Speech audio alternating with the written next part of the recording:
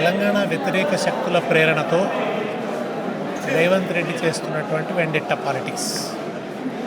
ఉద్యమ కాలంలో ఉద్యమకారుల మీద రైఫిల్ ఎత్తిన రైఫిల్ రెడ్డి, ఇప్పుడు తెలంగాణ అస్తిత్వం మీద దాడి చేస్తున్న రివెంజ్ రెడ్డి.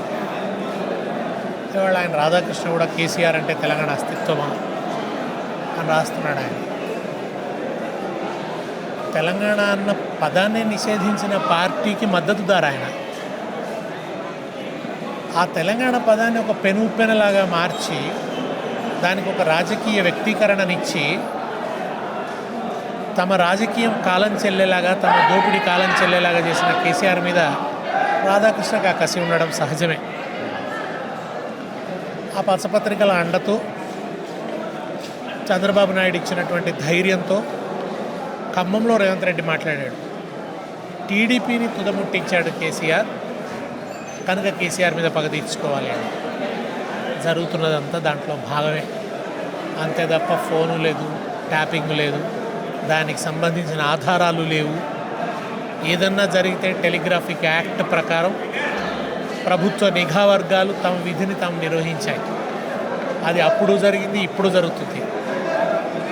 రేపు మళ్ళీ ఇంకో కొత్త ప్రభుత్వం వస్తే ఇవాళ నిఘా సమాచారాన్ని సేకరిస్తున్న పోలీసుల్ని దోషులుగా నిలబెడితే ఎట్లా ఉంటుందో ఇది అటెండింగ్గా కొనసాగవలసి వస్తుంది.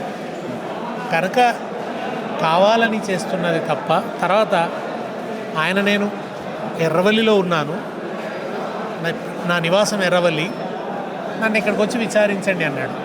అదేమీ వీళ్ళ మెర్సీ కాదు, అది దయతో ఇవ్వాల్సింది కాదు, ఆయన హక్కు, చట్టం ఆయనకి ఇచ్చినటువంటి హక్కు, 65 ఏళ్ల వయసు పైబడిన వాడిగా.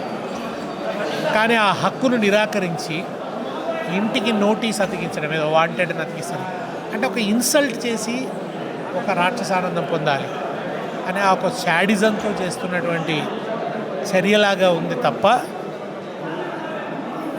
రేవంత్ రెడ్డి చేస్తున్న దాంట్లో ఎక్కడ కూడా ఒక ప్రజా కేంద్రమైనటువంటి పత్రం లేదు.